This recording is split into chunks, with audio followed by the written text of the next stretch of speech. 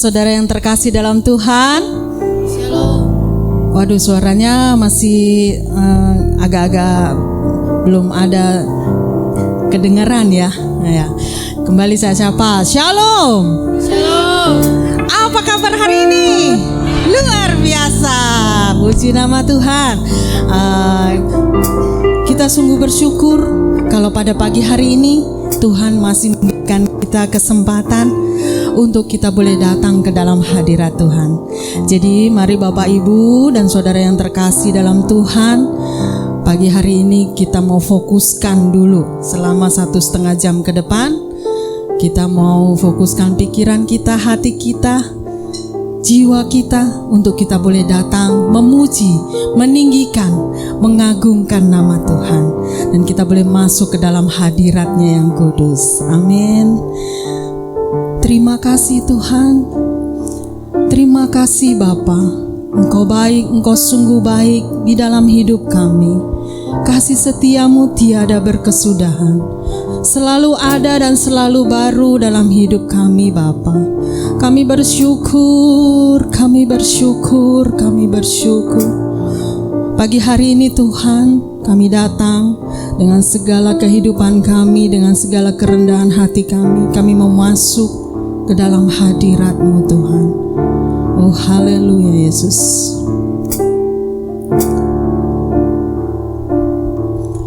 Ku masuk ruang Maha Kudus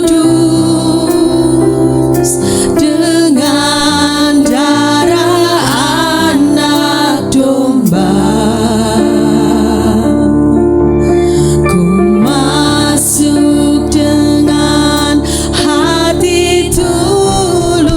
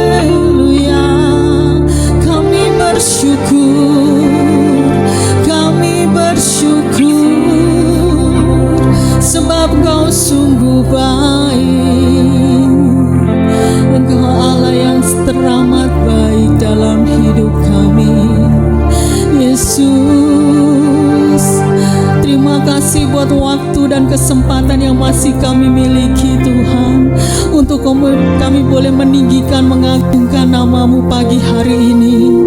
Kami percaya Engkau hadir di tengah-tengah kami Bapa. Kuasa-Mu bekerja memenuhi setiap hati kami. Ku percaya Engkau Allah yang esa. Ini hati kami Bapa, ini kerinduan kami. Setiap waktu, setiap saat kami mau rindu untuk menyenangkan hati-Mu. Kami rindu untuk meninggikan Engkau, Yesus Kristus Tuhan, Raja di atas segala raja. Oh haleluya,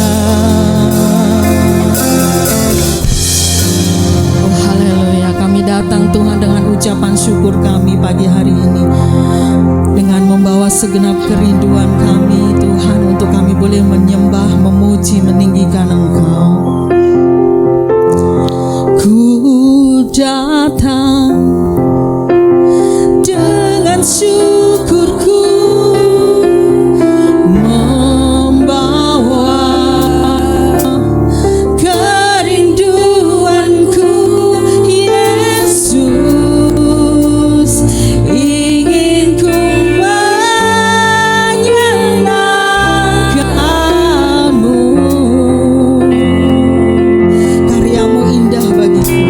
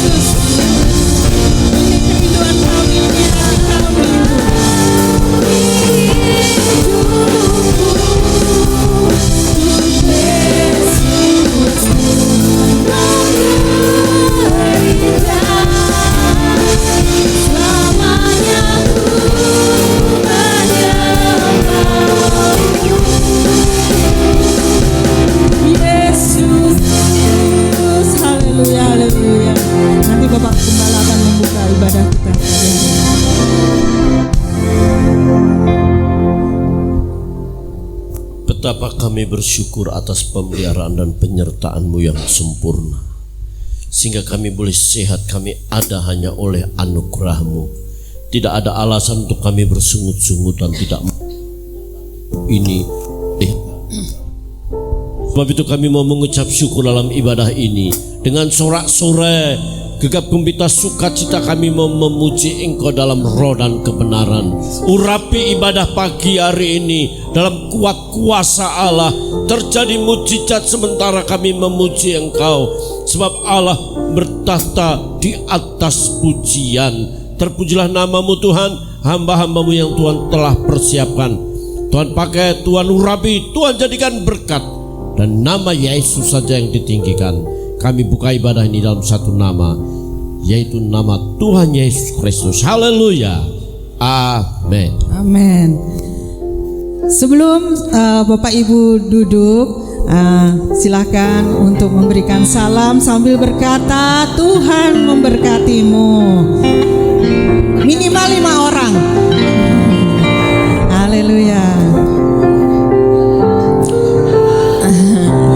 Dah, silakan duduk.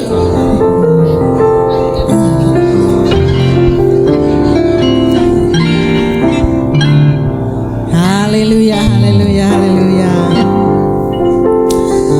Bapak, Ibu, dan saudara yang terkasih dalam Tuhan, tahun 2024 tidak terasa sudah 300 hari kita lalui. Dan kita boleh ada sampai dengan saat ini. Kita percaya ini semua karena penyertaan Tuhan. Amin. Jadi kalau Tuhan kita pakai, memakai kita untuk kita boleh melayani Tuhan, pakai kesempatan itu dengan sebaik-baiknya Bapak Ibu. Jangan sia-siakan hidupmu. Hidup ke depan itu bukan hal yang mudah. Pasti akan banyak kesulitan-kesulitan yang akan kita hadapi. Tapi percayalah, bersama Tuhan kita mampu melewati semuanya itu. Amin.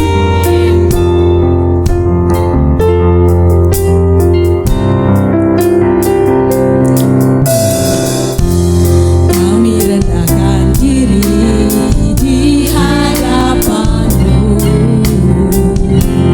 membawa hancur hati saat berseru, agar kami saling melengkapi tubuh-Mu.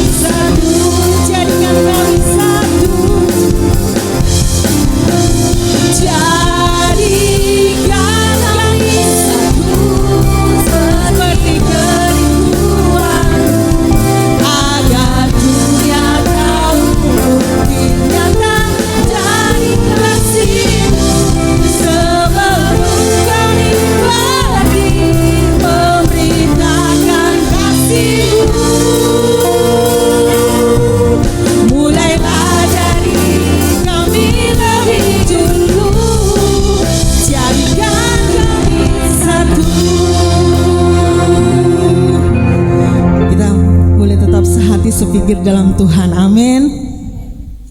Kita mau meninggikan Dia, bersorak-sorai bagi nama Tuhan. Saya jemput Bapak, Ibu, dan saudara terkasih untuk bangkit, kita berdiri. Kita dipilih dari segala bangsa.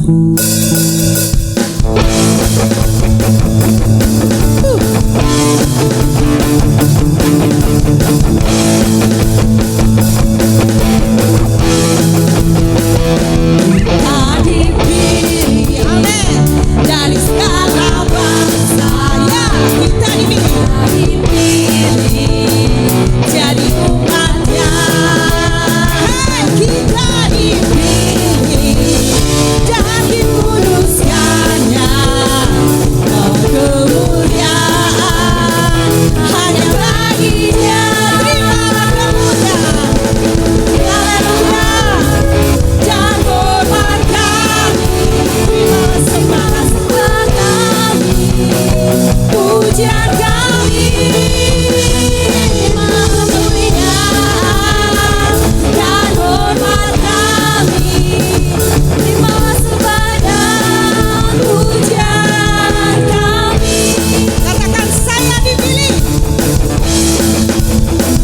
Saya dipilih dari segala bangsa. Saya dipilih, yes, jadi umatnya.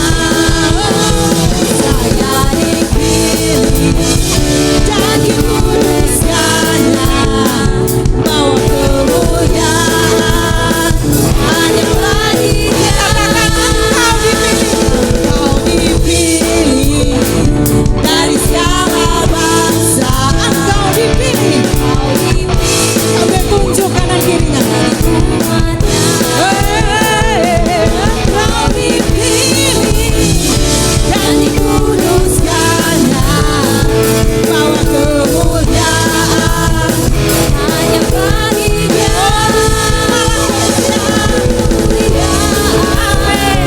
Dan hormat kami. Amin, Yesus. Pujian kami, terimalah kemuliaan dan hormat kami. Terimalah sembah dan pujian kami. Terimalah kemuliaan, haleluya, dan hormat kami. Terimalah sembah kami, pujian kami. Terimalah kemuliaan dan hormat kami. Terimalah sembah dan pujian kami. Terimalah sembah dan pujian kami.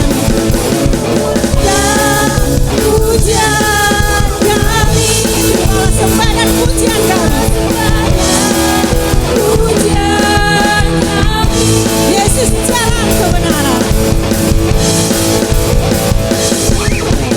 Yesus jalan kebenaran dan jalan kehidupan. Itu yang Yesus katakan. Aku percaya, amin, di dalam namanya ada keselamatan kekal. Yesus jalan kebenaran dan jalan kehidupan. Itu yang Yesus katakan. Haleluya. Aku percaya, amin, di dalam namanya ada keselamatan kekal. Glory, haleluya. Glory, haleluya. Glory, haleluya. Haleluya, haleluya. Di dalam namanya ada keselamatan.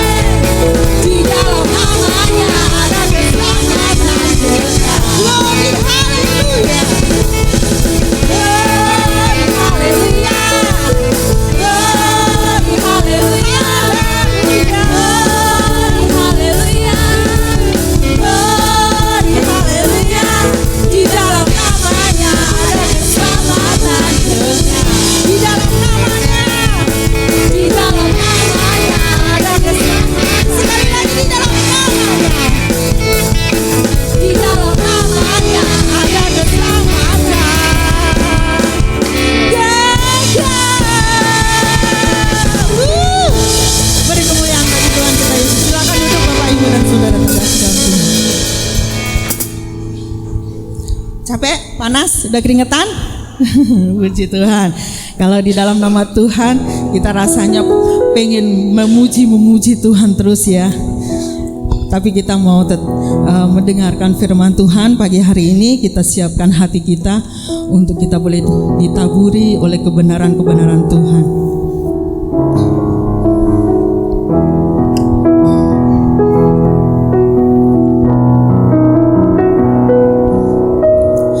Tuhan, inilah hidupku. Serahkan padamu segala cita-citaku, masa depanku menjadi milikmu.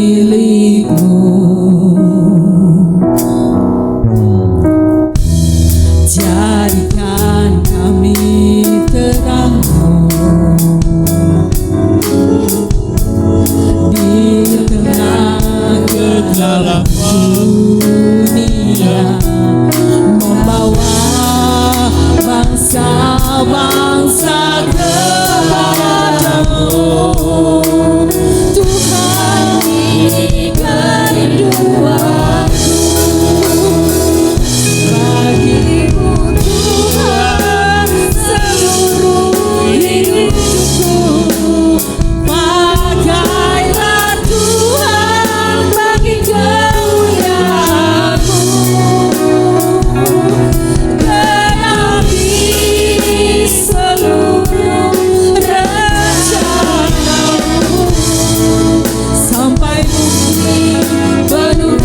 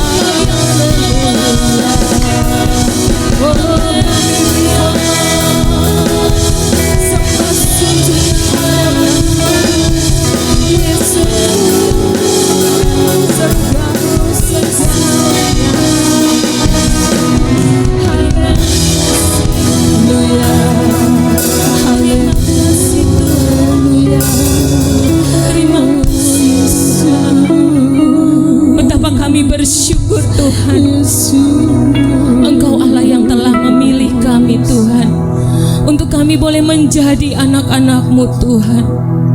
Betapa kami bersyukur Tuhan, Engkau sudah melayakkan kami Tuhan. Betapa kami bersyukur Tuhan buat anugerah yang besar yang terus Kau limpahkan di dalam kehidupan kami Bapa. Terima kasih Tuhan, terima kasih Tuhan. Hanya ini ucapan kami di hadapan-Mu Tuhan. Terima kasih Bapa. Pakai setiap kami Tuhan, dalam seluruh keberadaan kami Tuhan. Engkau pakai kami lebih lagi Tuhan, hari lepas hari Tuhan. Dan kami rindu Engkau memakai kami Tuhan, menjadi alat-Mu ya Bapa.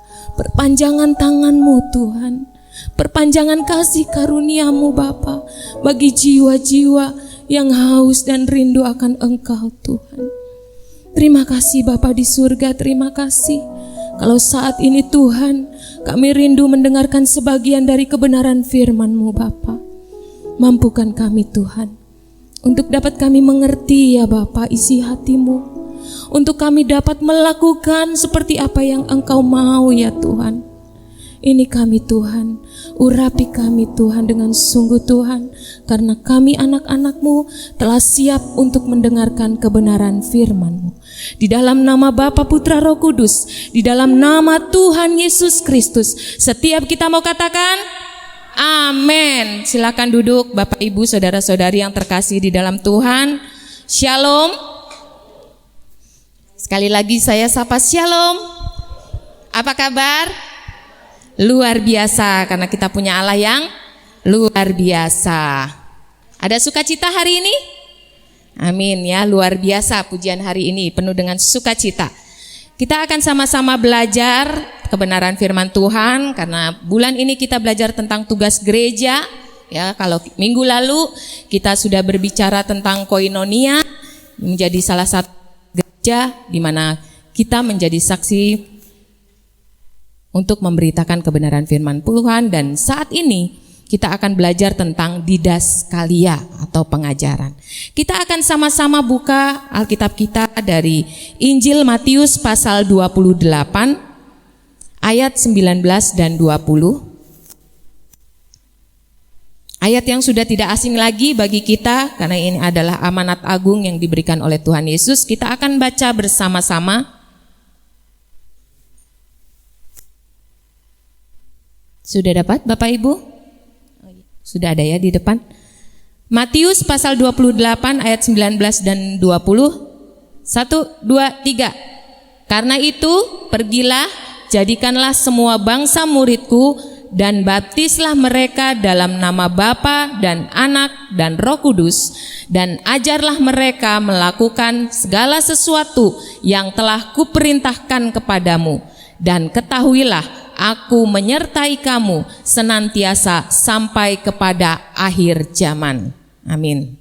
Ya, ini adalah kata-kata Tuhan Yesus sebelum Ia terangkat ke surga, sebelum Ia meninggalkan murid-muridnya di dalam dunia ini. Ya, kalau berbicara tentang amanat agung, ya mungkin seperti kita ketika kita mungkin ditinggalkan oleh orang tua kita yang akan pergi jauh ya ke rumah Bapa ya. Biasanya ada kata-kata terakhir gitu ya, wejangan-wejangan gitu ya, atau mungkin pesan-pesan. Nah biasanya pesan-pesan ini akan kita lakukan, akan kita usahakan supaya apa? Supaya kita seperti nggak dikejar-kejar dengan janji gitu ya, dikejar-kejar hutang gitu, atau bahkan mungkin sampai kita nggak bisa tidur. Saya teringat mama saya bilang, ya mertua, dia cerita waktu orang tuanya meninggal, sebelum meninggal dia udah pesen, dia minta dikuburkan di, kalau nggak salah di 3M, daerah 3M.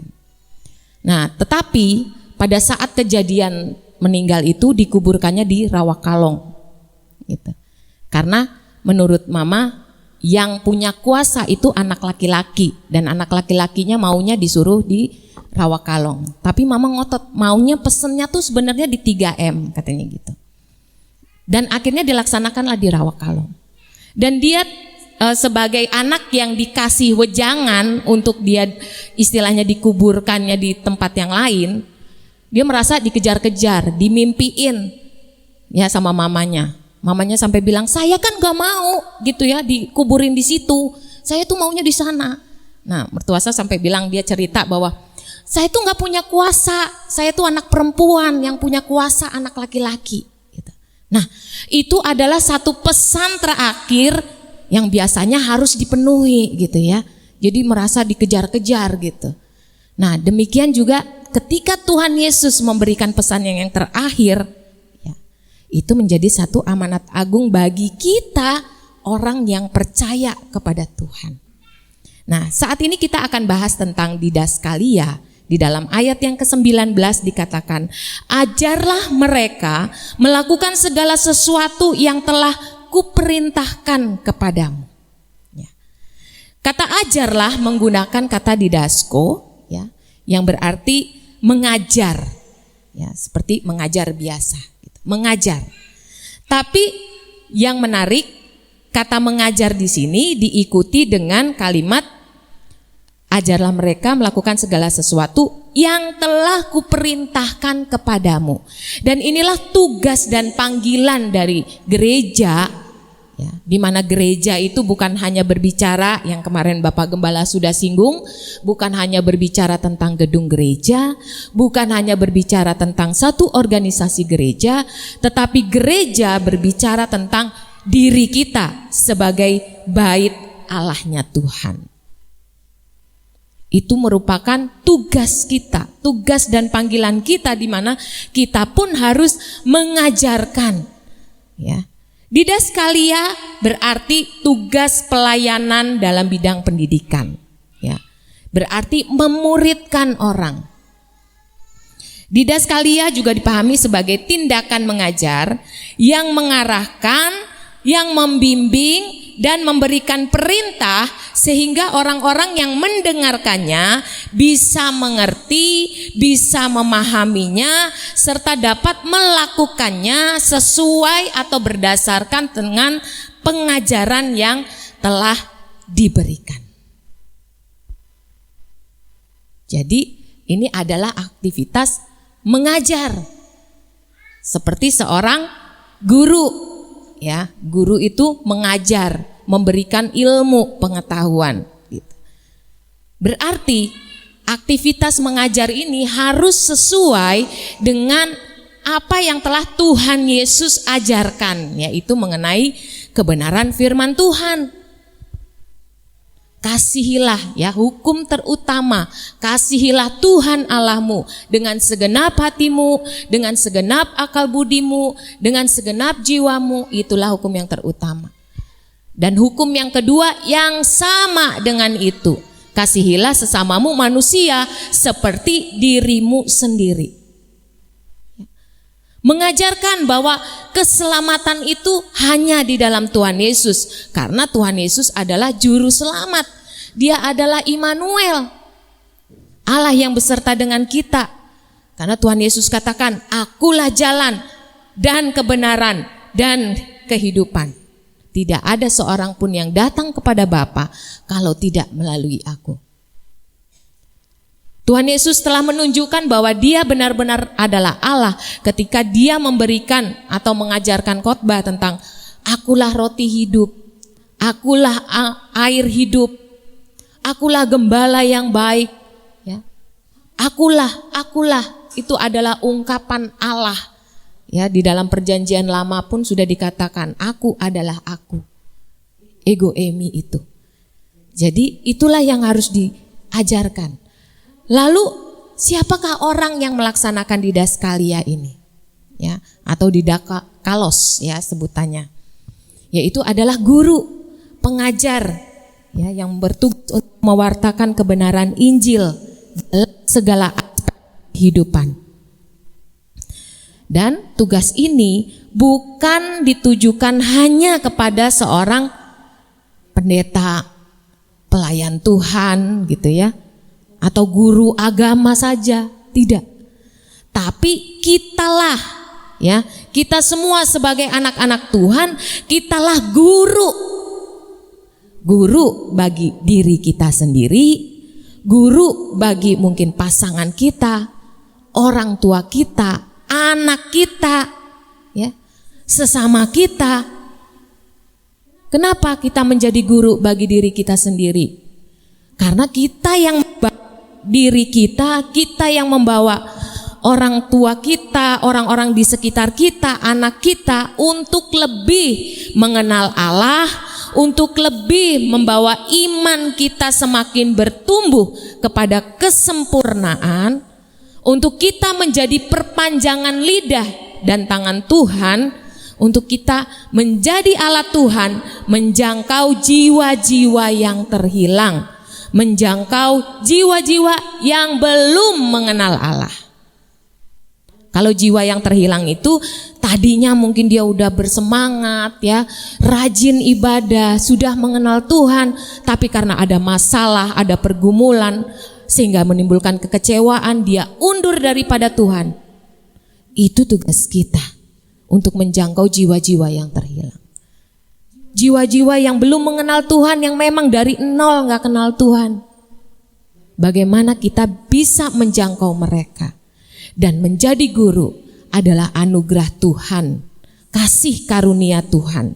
Dikatakan di dalam Roma 1 ayat 5. Dengan perantaranya kami menerima kasih karunia dan jabatan rasul untuk menuntun semua bangsa supaya mereka percaya dan taat kepada namanya. Jadi ketika kita menjadi guru, baik buat diri kita sendiri, baik buat orang lain, itu adalah kasih karunia dari Tuhan. Jadi kita adalah guru. Ayo bilang sama diri kita sendiri, saya adalah guru. Ya, saya adalah guru. Lalu bagaimana agar kita dapat menjalankan tugas dan panggilan kita di dalam kita mengajar? Yang pertama, kita harus menjadi murid, ya. Jadi sebelum kita menjadi guru, kita harus menjadi murid. Tadi di dalam Matius pasal 28 ya, dikatakan ayat yang ke-19, karena itu pergilah, jadikanlah semua bangsa muridku. Diawali dengan panggilan Tuhan untuk kita menjadi murid. Ya, ketika Tuhan Yesus memilih murid-muridnya sebelum mereka menjadi rasul, Tuhan Yesus katakan, mari ikutlah aku, kamu akan kujadikan penjala manusia. Jadi Tuhan memilih dan kita harus mau menjadi murid terlebih dahulu. Dan itu perlu respon kita, ya.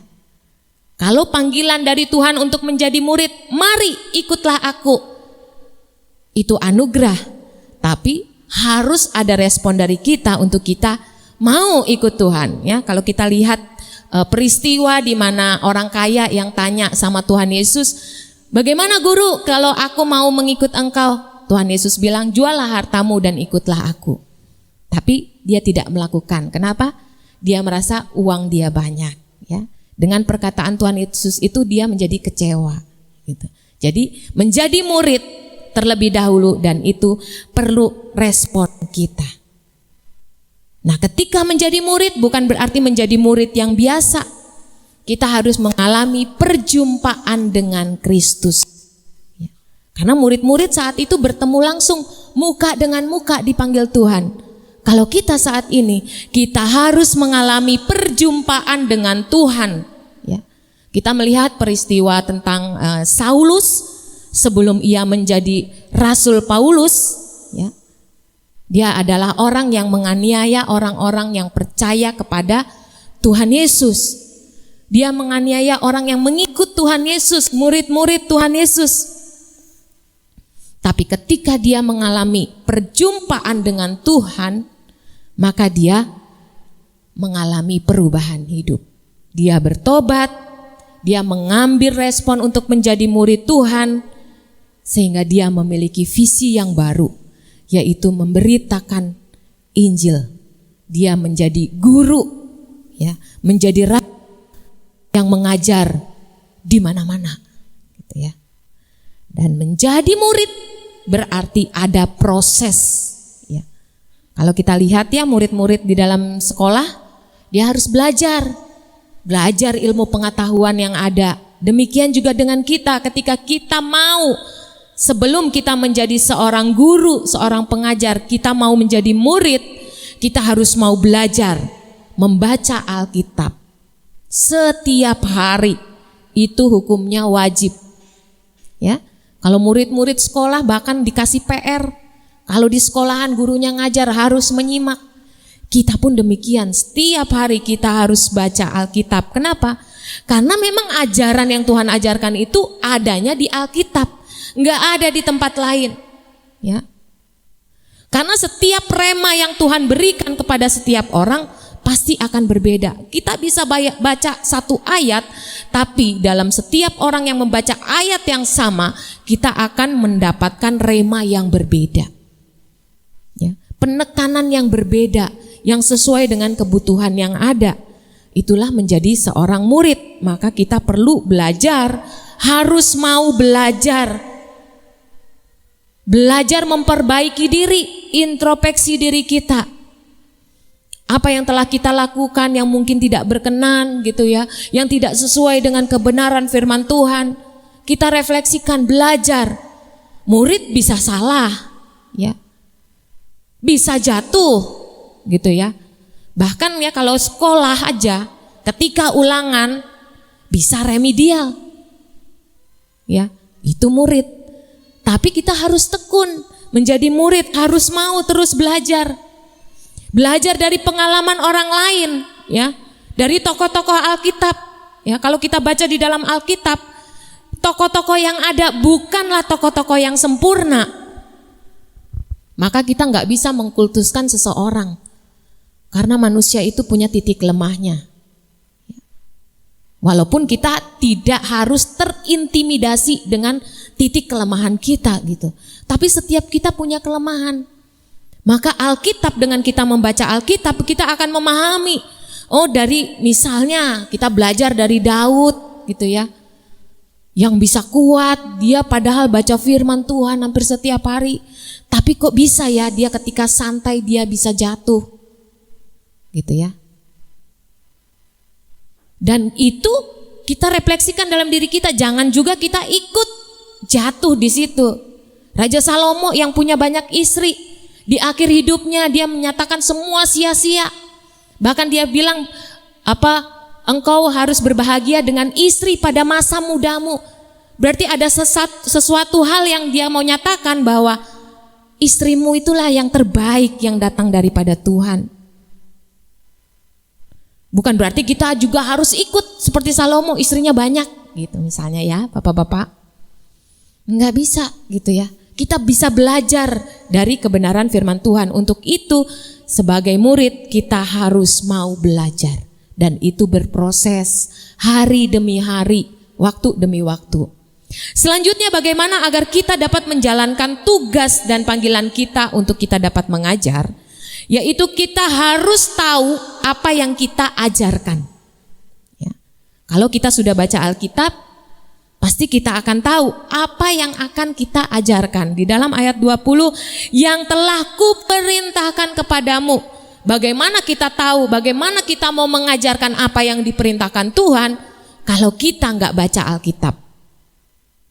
Ya, karena firman Tuhan, Alkitab itu berisi perintah-perintah, aturan-aturan, larangan-larangan, namun berisi juga janji, berisi juga berkat. Dan itu yang harus kita gali. Bagaimana kita mau memperkatakan kebenaran firman Tuhan kalau kita nggak tahu apa yang harus kita omongin, gitu ya? Kita harus mempersiapkan diri kita sedemikian rupa. Bagaimana menjawab pertanyaan-pertanyaan dari saudara-saudara kita yang belum mengenal Tuhan. Bagaimana kita menjawab mengenai Tritunggal. Belum lagi mengenai bagaimana Tuhan kok bisa disalib, Dia kan Tuhan. Bagaimana berbicara Tuhan kok bisa menjadi manusia. Yang lebih rumit itu yang membicarakan tentang Tritunggal, bagaimana Allah itu 3. Bagaimana kita bisa mendapatkan rema itu kalau kita enggak membacanya, kita enggak menguasainya. Maka begitu menarik perdebatan ya apologet yang ada di YouTube. Kalau kita dengar sampai gregetan gitu ya. Udah dikasih tahu ngulang lagi, udah dikasih tahu ngulang lagi. Nah, itulah mengajar ya. Kita nggak bisa menyamakan satu orang dengan orang lain, murid satu dengan murid yang lain ya. Yang bisa murid, ada yang kita baru ngomong satu dia langsung hafal. Tapi ada murid yang harus diajarin sampai dia bisa. Berulang-ulang. Kalau kita nggak tahu materi yang kita ajarkan, maka menjadi sia-sia. Selanjutnya, bagaimana agar kita dapat melaksanakan tugas panggilan kita sebagai pengajar? Kita harus terus belajar untuk melakukan apa yang kita ajarkan. Masih di dalam ayat 20, ajarlah mereka melakukan segala sesuatu yang telah kuperintahkan kepadamu. Melakukan apa yang kita ajarkan itu adalah sesuatu yang lebih efektif ya. Karena istilah guru kan kita tahu ya, seorang guru digugu lan ditiru ya, dimana dia walaupun perkataannya didengarkan tapi kelakuannya pun juga menjadi role model bagi murid-muridnya, dan itulah teladan yang Tuhan Yesus telah berikan bagi kita. Bagaimana Tuhan bertingkah laku, bagaimana Tuhan menyelesaikan masalah ya. Ketika nggak ada roti dan nggak ada makanan dengan roti dan 2 ikan gitu ya, mengucap syukur di hadapan Allah. Itu adalah role model yang Tuhan berikan kepada kita. Demikian juga dengan kita. Kita harus bisa menjadi role model, walaupun mungkin dengan role model yang kita merasa kita kurang sempurna. Tapi ya kita harus menuju kepada kesempurnaan itu. Di dalam Matius 5 ayat 19 dikatakan, Matius 5 ayat 19, karena itu siapa yang meniadakan salah satu hukum Taurat sekalipun yang paling kecil dan mengajarkannya demikian kepada orang lain, ia akan menduduki tempat yang paling rendah di dalam kerajaan surga. Tetapi siapa yang melakukan dan mengajarkan segala perintah-perintah hukum Taurat, ia akan menduduki tempat yang tinggi di dalam kerajaan surga. Jadi melakukan dan mengajarkan adalah satu pengajaran menjadi seorang guru yang lebih efektif ya. Maka ketika Tuhan Yesus berkata ya, cerita tentang orang-orang Farisi dan ahli-ahli Taurat ya, Tuhan Yesus kan mengecam. Itu di dalam Lukas 11 ya. Lukas 11 ayat 43. Celakalah kamu hai orang-orang Farisi, sebab kamu suka duduk di tempat terdepan di rumah ibadat dan suka menerima penghormatan di pasar. Celakalah kamu, sebab kamu sama seperti kubur yang tidak memakai tanda, orang yang berjalan di atasnya tidak mengetahuinya. Celakalah kamu hai ahli-ahli Taurat, sebab kamu meletakkan beban-beban yang tak terpikul pada orang, tetapi kamu sendiri tidak menyentuh beban itu dengan satu jari pun. Tuhan mengecam. Tapi ada satu hal yang menarik yang Tuhan juga katakan. Ya. Dengarkanlah apa yang mereka ajarkan, tetapi jangan ikuti apa yang mereka lakukan.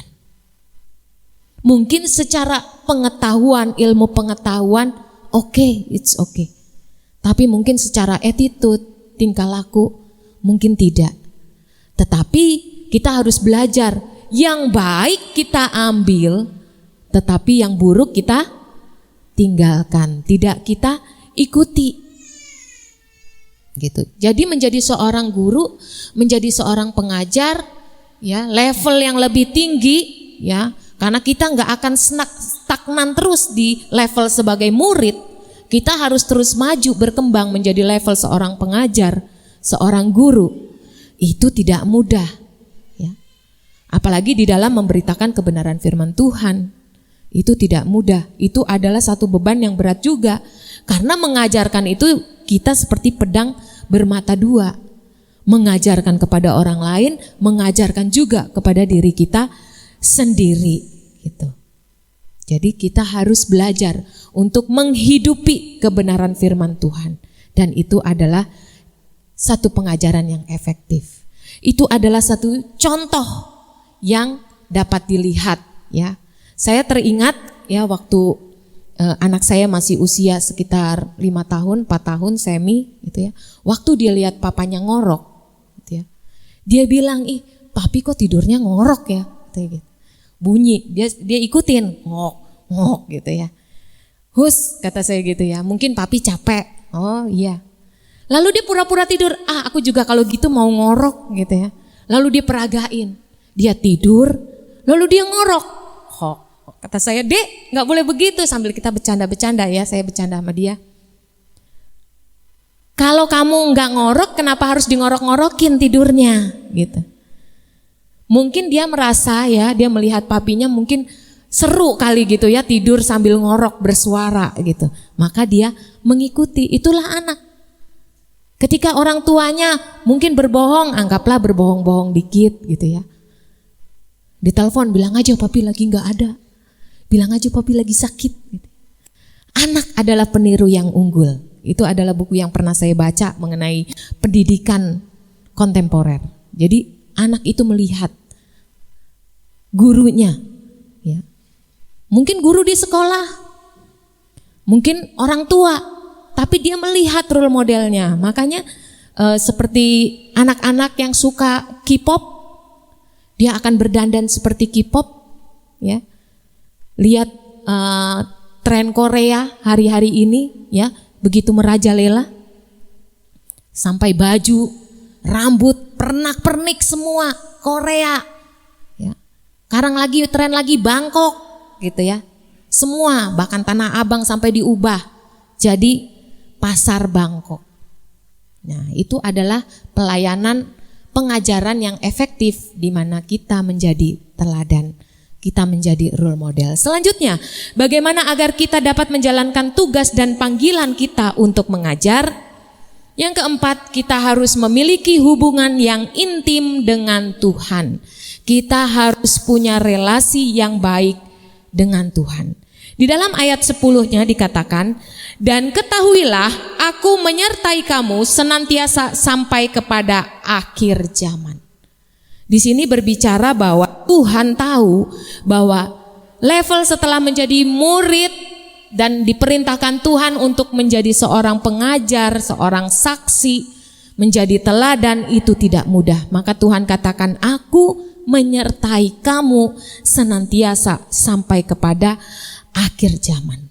Kita perlu penyertaan Tuhan, maka dari itu kita perlu memiliki hubungan yang intim dengan Tuhan. Hubungan yang erat dengan Tuhan. Ya. Tuhan menggambarkan hubungan kita dengan Tuhan adalah hubungan seorang sahabat. Di dalam Markus 2 ayat 19 jawab Yesus kepada mereka, "Dapatkah sahabat-sahabat mempelai laki-laki berpuasa sedang mempelai itu bersama mereka? Selama mempelai itu bersama mereka, mereka tidak dapat berpuasa." Tuhan menggambarkan hubungannya dengan murid-muridnya sebagai hubungan sahabat. Ada hubungan yang intim. Karena bersahabat berbeda dengan berteman. Berteman hanya sekedar mengenal, hanya sekedar tahu. Tapi seorang sahabat, dia tahu betul kesukaan temannya apa, makanannya, warna favoritnya. Dia tahu kalau lagi sedih, mukanya seperti apa, gitu ya. Bagaimana ketika reaksinya ketika marah, bagaimana untuk boleh dibilang ngademinnya gitu ya. Biasa kan kalau seorang sahabat pas curhat, temennya tahu bagaimana ngademinnya caranya. Mungkin dengan hanya diberikan kata-kata atau boleh dibilang kalimat-kalimat yang membangun. Ada juga yang mungkin udahlah daripada dipikirin, ayo kita jalan-jalan, ayo kita shopping. Karena sahabatnya tahu nih, dengan dia shopping, dengan dia jalan-jalan, dia lupa semuanya. Atau mungkin ayo kita nonton aja drakor, ya sama bareng-bareng gitu. Itu seorang sahabat. Jadi ada hubungan yang intim. Dan lebih menarik lagi, bahkan hubungan itu Tuhan lambangkan dengan hubungan sebagai suami istri, mempelai. Di Yesaya 62 ayat 5 dikatakan, sebab seperti seorang muda belia menjadi suami seorang anak dara, demikianlah dia yang membangun engkau akan menjadi suamimu. Dan seperti girang hatinya seorang mempelai melihat pengantin perempuan, demikianlah Allahmu akan girang atasmu. Hubungan kita dengan Tuhan digambarkan sebagai hubungan suami istri. Ya, Efesus 5 ayat 22 sampai 24. Hai istri, tunduklah. Ya, hai istri, tunduklah kepada suamimu seperti kepada Tuhan, karena suami adalah kepala istri sama seperti Kristus adalah kepala jemaat. Hubungan kita dengan Tuhan dilambangkan sebagai suami istri. Suami istri itu spesial. Kenapa?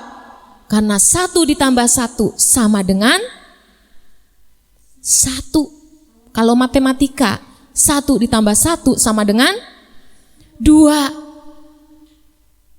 Tapi luar biasa, hubungan kita dengan Tuhan dilambangkan 1 tambah 1 sama dengan 1. Artinya kita setengah, Tuhan setengah, menjadi 1. Suami setengah, istri setengah, menjadi 1. Hubungan yang intim artinya tidak dapat terpisahkan. Kita dengan Allah harusnya tidak terpisahkan. Ada komunikasi yang baik, komunikasi yang terjalin. Suami dan istri gak mungkin gak ngomong.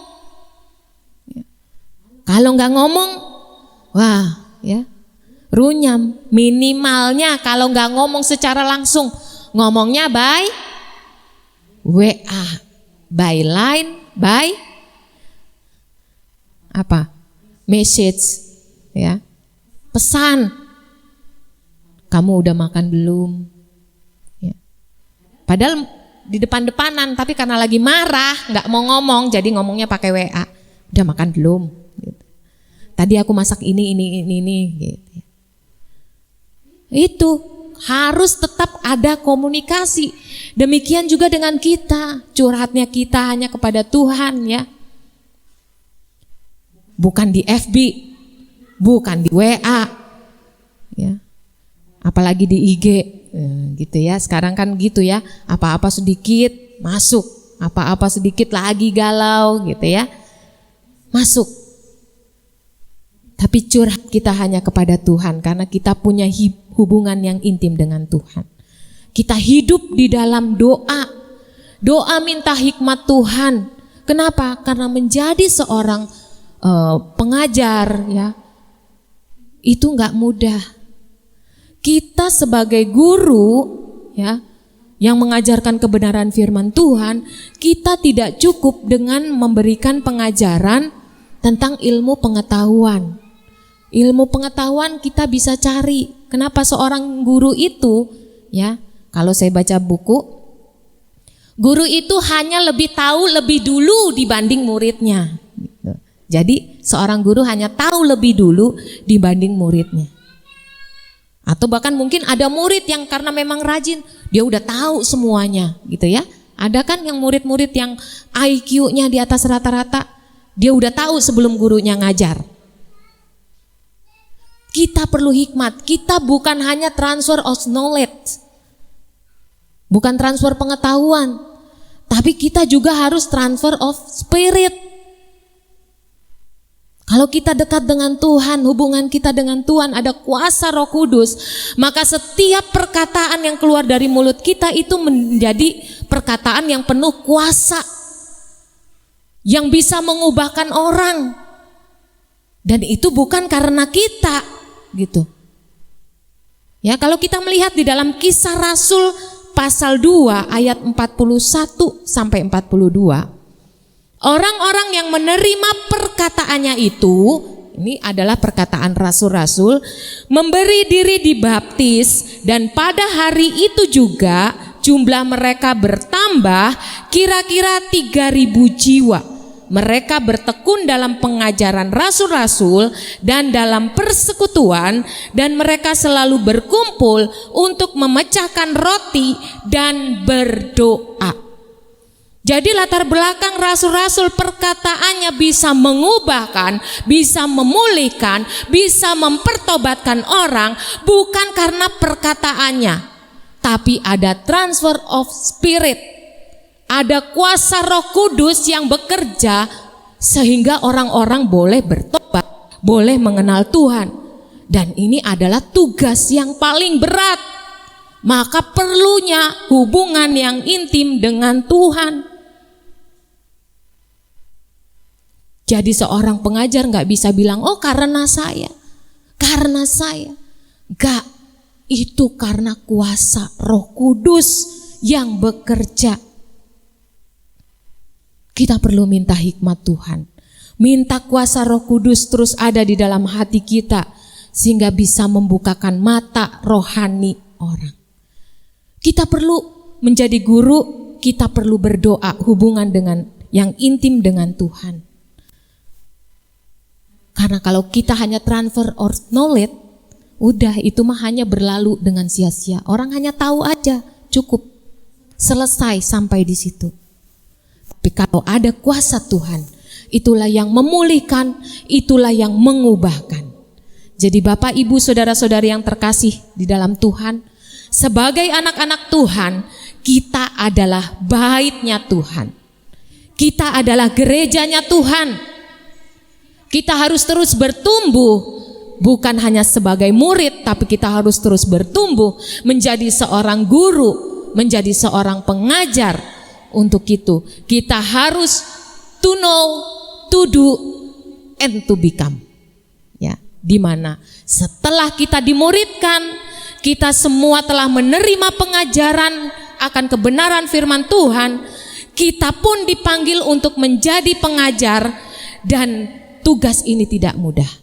Kita perlu bersama dengan Tuhan, kita perlu Tuhan, kita perlu kuasa Roh Kudus, kita harus intim dengan Tuhan, sehingga kita dapat mengetahui setiap kebenaran, ya, yang akan disingkapkan oleh Tuhan kepada kita.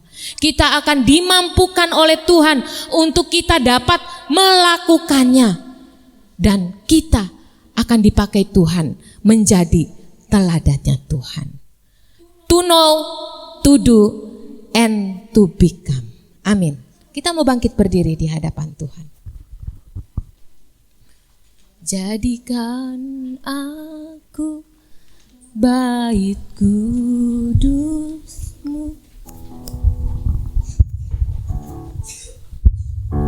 Haleluya Yesus. Kami bersyukur di hadapan-Mu Tuhan. Engkau Allah yang menyertai kami senantiasa Tuhan. Kami perlu Engkau Tuhan, karena kami adalah bait kudus-Mu Tuhan. Kami adalah gereja-Mu ya Tuhan. Kami menjadi perpanjangan lidah dan tangan Tuhan bagi jiwa-jiwa yang terhilang, bagi jiwa-jiwa yang belum mengenal Engkau ya Tuhan. Pakai kami lebih lagi Tuhan. Haleluya Yesus, guna hormat kemuliaan nama-Mu Tuhan. Jadikan aku bait suci-Mu yang kudus dan yang tiada bercela. Jadikan aku mezbah doa bagi keselamatan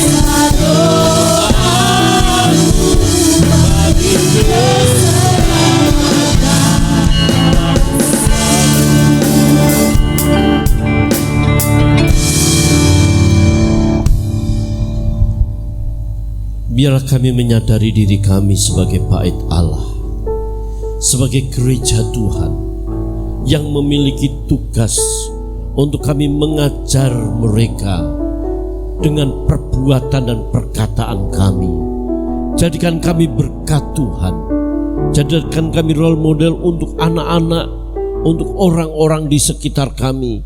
Bila kami boleh menjadi guru yang bukan hanya sebatas dapat bicara dan mengajar, jadikan kami bukan hanya sebatas pengkhotbah yang bisa berbicara tapi tidak melakukan. Namun bila kami boleh melakukan, mengatakan dan melakukan apa yang seharusnya kami lakukan. Berkati hamba-Mu Ibu Pendeta Eva yang sudah menyampaikan firman-Mu. Tuhan mengurapi hikmat wibawa dari Allah dan berikan berkat untuk orang-orang yang ada di sekitarnya, khususnya pelayanan di tempat ini dan di Villa Bekasi. Tuhan, doa kami buat suami anak-anaknya diberkati Tuhan. Bapak terima kasih, hamba mengangkat tangan buat jemaat-Mu. Kiranya berkat Allah turun atas mereka. Apapun yang menjadi kesulitan dan masalah mereka, Tuhan jalan keluar. Yang sakit disembuhkan di nama Yesus. Kami menyerahkan ibu mertua dalam tangan Tuhan. Kami percaya Tuhan melihat, memberikan kekuatan dan memberikan apa yang terbaik. Bapak terima kasih. Doa kami secara khusus buat Mas Anton Wijaya yang besok malam jam 9 meninggalkan negeri ini, bekerja di Arab. Tuhan tolong, hamba mengangkat tangan bersama jemaat-Mu di dalam nama Yesus. Penyertaan Allah nyata, dibuatnya berhasil dalam pekerjaan, dibuatnya berhasil dalam yang dilakukan, dan nama Tuhan dipermuliakan. Ia bekerja bersama Tuhan, ia bekerja bersama doa-doa jemaat-Mu. Istri dan anak-anaknya biarlah terus tetap berdoa, dan kami percaya keluarga ini ada dalam perlindungan dan penyertaan Tuhan. Bapak terima kasih. Doa kami buat rencana minggu depan ulang tahun yang ke-33, Tuhan tolong semua dapat berjalan dengan baik. Sebelum kami pulang, jemaat Tuhan akan memberikan persembahan bagi-Mu. Kiranya Tuhan memberkati persembahan ini dan buat pelayan ini. Jemaat tidak menjadi berkekurangan, jemaat semakin diberkati Tuhan, dan persembahan ini boleh menjadi berkat buat pelayanan di tempat ini. Bapak terima kasih, pimpin perjalanan jemaat-Mu pulang sampai ke rumah dengan selamat, dengan penuh sukacita, dengan membawa firman Tuhan. Saudara arahkan mata hatimu, terimalah berkat Tuhan. Kiranya damai dan sejahtera dari Allah Bapa, kasih setia dari Yesus Kristus Tuhan, dan persekutuan Roh Kudus menyertai seluruh jemaat Tuhan sekarang sampai Maranatha, Yesus datang menjemput kita. Di dalam nama Tuhan Yesus Kristus kami